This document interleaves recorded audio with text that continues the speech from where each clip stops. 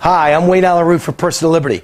I don't mean to say I told you so, but I told you so.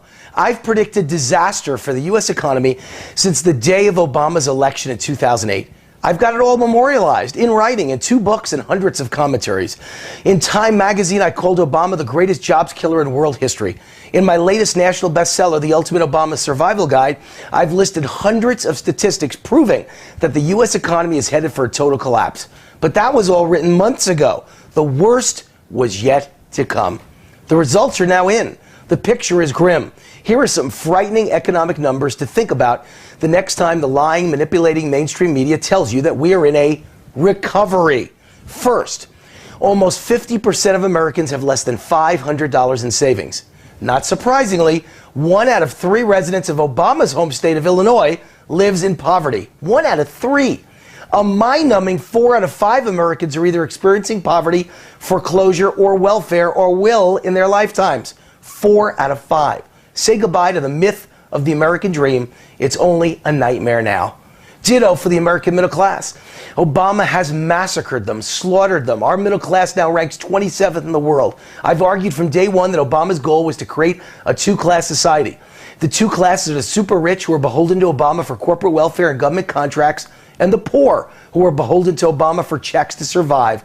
Look no further than the new immigration bill to see the final destruction of middle-class wages. More grim news. Auto sales collapsing. Construction jobs falling off a cliff. U.S. factory orders just suffered the biggest drop in a year. What about jobs? Isn't that picture getting rosier by the minute? Well, actually, no. Let's analyze the real numbers. Since the start of 2013, we've gained 953,000 jobs, but amazingly, 731,000 of them are part-time jobs.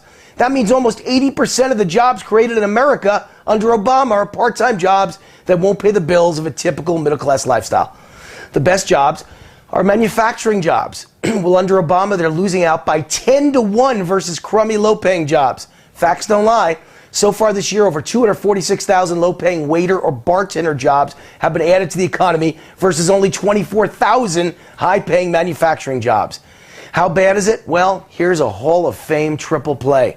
The Obama administration just hired a company to promote Obamacare over the phone to Americans. And guess what? Even those jobs are part-time with no health insurance. It's like a Saturday Night Live skit. The head of the IRS just testified in front of Congress that he'd rather keep his own health insurance rather than switch to Obamacare. The IRS is in charge of enforcing Obamacare, and they don't want any part of it. And the second biggest employer in America is now a temp agency. Good luck getting a quality job in this Obama economy. Still not convinced? Some more good stats. Food stamp rolls are growing 75 times as fast as employment. The national debt has increased by 50% under Obama, even though he promised to reduce it. Obama promised to reduce health insurance, too. Average bill for an average family said it would go down $2,500 a year. Instead, it went up $3,000 a year. The men's labor participation rate, the lowest ever measured since they started tracking it in 1948. And here's the clincher. 90 million able-bodied working-age Americans are not working. All of this misery morphs together in one tragic new statistic of the Obama economy. There are more Americans getting food assistance checks, 101 million, than working in the private sector, 97 million. We are certainly witnessing the complete destruction of the middle class. It's been a purposeful plan by Obama from the first day, just as I predicted from the first day. And if you think help's on the way, I've got a bridge to sell you in Detroit. The biggest city to ever go bankrupt, Detroit, has been run by Democrats since 1962. That's over half a century of 100% Democrat rule using the exact same policies as Obama, and the city's in ruins. Detroit leaves the nation in illiteracy, welfare, food stamps, violent crime, murder, abandoned properties, and broken streetlights. The city of Detroit's downfall is built around 4 core ideas. Never-ending entitlement spending, the most government employees per capita of any city in America, monstrous debt, and the highest property taxes in America. No surprise, then, that Detroit is hopelessly bankrupt. But wait, isn't that Obama's exact prescription for the nation? High taxes, more spending, more debt, and more government employees. Bingo! Help isn't on the way, folks. The cavalry isn't riding in to save you. They're coming to destroy you. Detroit is certainly the future of America under Obama. It's the exact same policies we're experiencing Groundhog Day, doing the same stupid, ignorant things and expecting a different result. Tragic. One last morsel of food for thought. The EU is in the middle of a Great Depression.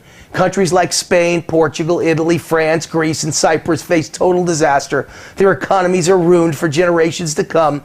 Yet America under Obama now has more debt than every country in the European Union combined. Our country has more government debt than any country in the history of the world.